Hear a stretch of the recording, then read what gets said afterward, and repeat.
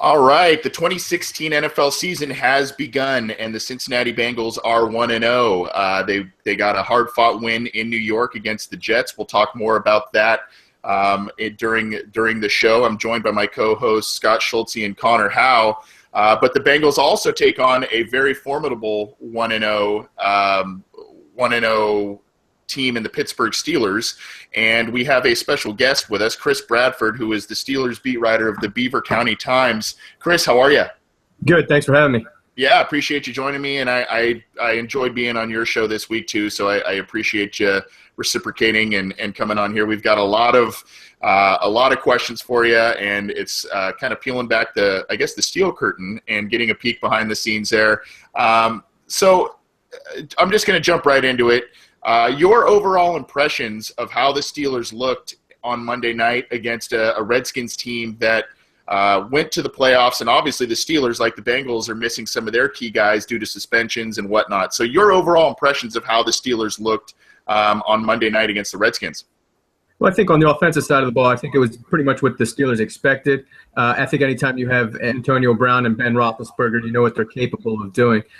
No great surprises there. The only question mark coming in with those guys was that they hadn't got a lot of time together in the preseason. Mike Tomlin had held those guys out, his first-team offense, from playing much. Obviously, no rust there. Those guys have been together for a long time, so they have a chemistry. The defensive side of the ball, the Steelers didn't get the pass rush that they were looking for, but it was kind of similar to what we've seen from them in past years, where it's a bend but don't break defense. They can give up a lot of yards. They gave up 320-some yards to Kirk Cousins, but they also only gave up 16 points, the one touchdown coming in the fourth quarter when the game was pretty much decided at that point.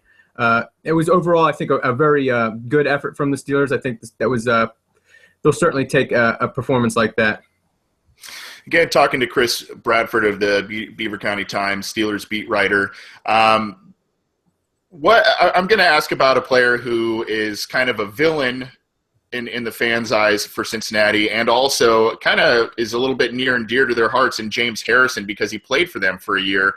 The ageless wonder, James Harrison. Are the Steelers banking on him still having an impact in his, I guess he's now, in his mid-30s, so are they still banking on him having a pretty big impact this year? Yeah, James Harrison is 38 years old. And he is a kind of a physical freak. You know, the workout stuff he posts on social media, you see him, getting himself into shape. I think the plan was to kind of scale him back a little bit this year. He played, I believe, 55% of the defensive snaps last year. Before the season, they were talking about 25 snaps per game, not percent. So he kind of played his way into a bigger role. This year, they're hoping to scale him back a little bit, but an injury to Bud Dupree, the first-round pick in training camp, he's now on IR, so that's kind of pushed James Harrison, giving him a bigger role than I think the Steelers would have liked to. But, when he's still performing at a high level, and if this is his last season, and he has hinted that this might be it, I think the Steelers are willing to, kind of run the wheels off of him and see what happens.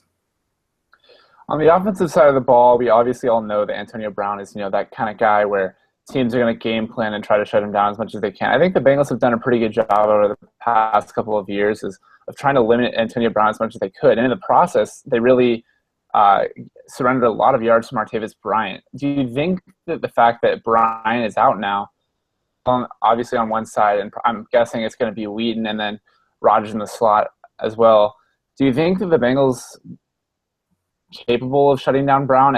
And I mean, I'd love to hear your argument for why they couldn't or why they would be able to. And if they can, do you think that D'Angelo Williams / the other receivers behind Antonio Brown can do enough to pick up the slack on that end?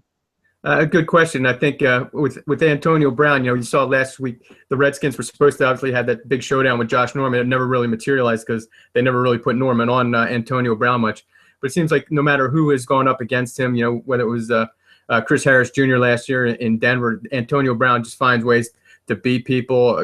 He accepts a challenge if it's a top cornerback or a double team. He usually can beat people. The question for the Steelers is, with Martavis Bryant not in there, who has to step up and take their place? Marcus Wheaton did not play last week. He did not practice again today. He looks like might be questionable again for week 2. Eli Rogers is really the name to look after because he might be the best slot receiver I think that Ben Roethlisberger has had. He's really been impressive in the preseason and in training camp. And the other guy was Sammy Coates, who the Steelers drafted last year in the 3rd round. He was kind of an insurance policy against Martavis Bryant. Eventually what happened with the failed drug test, the Steelers were looking to him to kind of provide some of the same qualities that Martavis Bryant provides in terms of speed and size. And, he's got a high ceiling.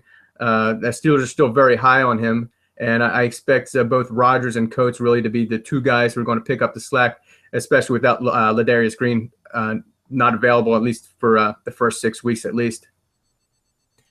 Chris, there's a question, I guess, going to the other side of the ball, to the defense. Back during the draft, there was a story that we just couldn't seem to get away from, which was when the Bengals made their selection, no one's expecting defensive back. They grab William Jackson III, and then the Steelers respond and take Artie Burns. The big thing that came out in a lot of the media was the Steelers really loved William Jackson. They kind of reached for Artie, and then they kind of fed that story because the next pick they got another defensive back, and then recently traded for Justin Gilbert. So someone who's a lot closer to the team than we are.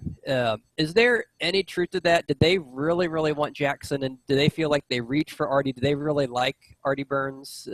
What's going on there?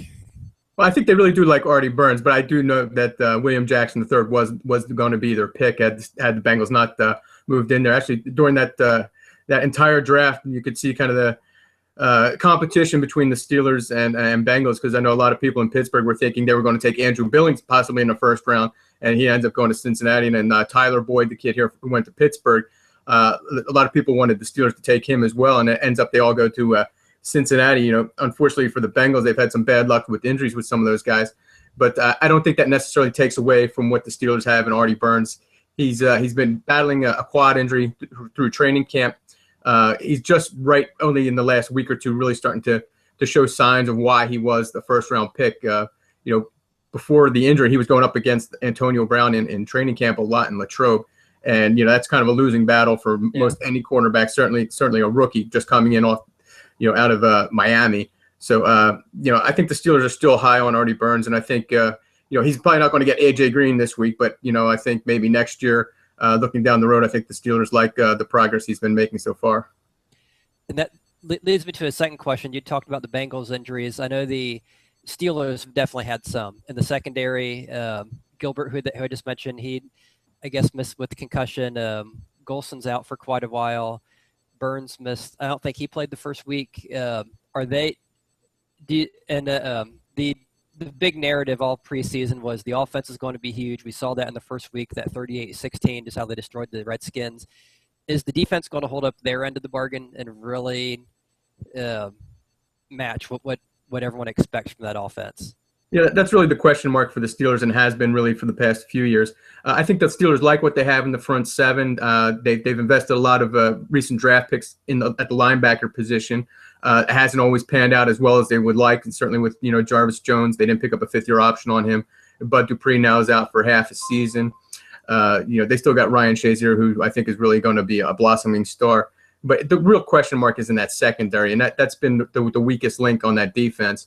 The Steelers have tried in the past 2 years in the draft to kind of bolster that position, kind of mimicking kind of what the Bengals did in trying to get some players with better pedigree. And it really just hasn't panned out for him so far. You mentioned the Senquez Golson. He was penciled in to be the slot corner. He missed his entire rookie season. Now he looks like he's going to miss most of his second season. Burns has been hampered by injury.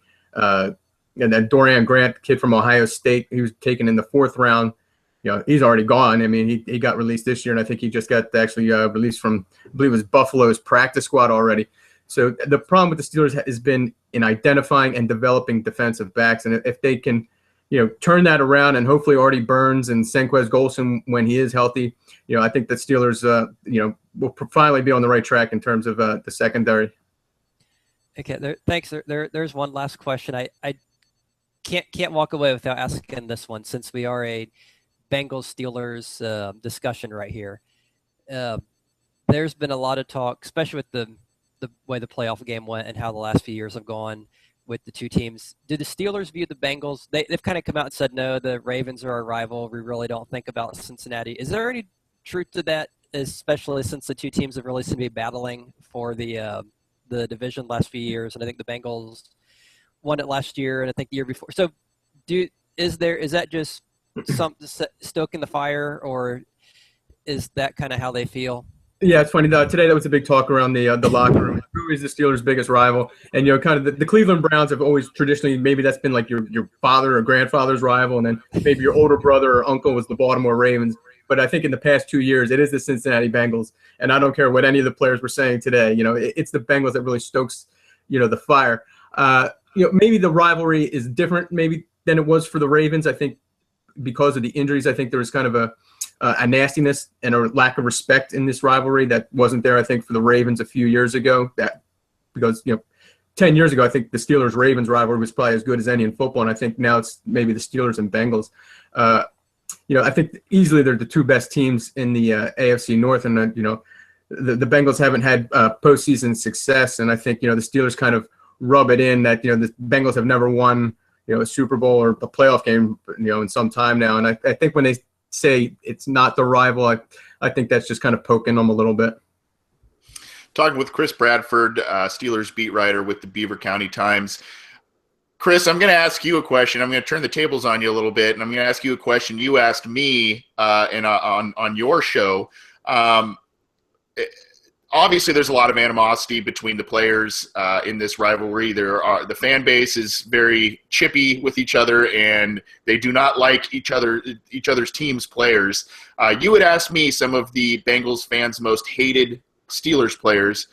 What do you see the Steelers fan base? I mean, I think the answers are pretty obvious, at least with Vontaze Burfict. But aside from him, who are some of the kind of the public enemies of the Bengals in the eyes of Steeler fans? Well, I think you can't go wrong with Pac-Man Jones. I think he's next to Burfict, who's clearly public enemy number one. I think is Pac-Man Jones. We saw some of the social media posts that he was doing after the two games, including the playoff games. He's a guy going back to his days in Dallas and stops elsewhere. He's never really had a very good reputation, and certainly with West Virginia University not being far down the road, a lot of people know a little bit more about Adam Jones or Pac-Man. So he's not going to rank very high with Steelers fans. I think those two really are the only two that really stand out. I mean, like Geno Atkins, I think people have a ton of respect for. And, I think Andy Dalton has kind of moved into the upper echelon of quarterbacks where, he's, certainly capable, I think, of delivering a playoff win. And, you have to respect a guy like A.J. Green as well. So I think really it just centers around Vontaze Burfict, who, I think he's probably replaced Ray Lewis, as probably the all-time villain maybe here in Pittsburgh. So aside from – I'm going to ask you kind of a two-pronged question here. Aside from all the stuff that's going on behind the scenes, but do you see this – number one, do you see this game being kind of still that chippy nature? Do you think the Bengals learned their lesson from the wild card game? Do you think the Steelers will try and goad them? And how do you see the score playing out this Sunday? I think it's going to be a high-scoring game. I think, some of the stuff we saw in the last time, I think the suspensions, when you start suspending people, I think that gets people's attention. So I don't expect this to see, pregame brawls or anything, hair-pulling on the sidelines and some of the nonsense that went on last time.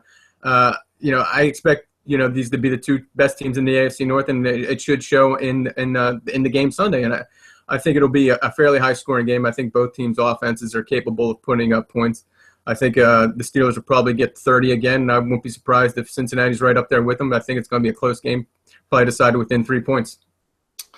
Chris Bradford with the Beaver County Times Steelers beat writer. Before you get out of here, Chris, where can Bengals fans check out some of your work, at least this week, and obviously when the rematch occurs later in the year, your podcast, your work as a beat writer, and all of that good stuff?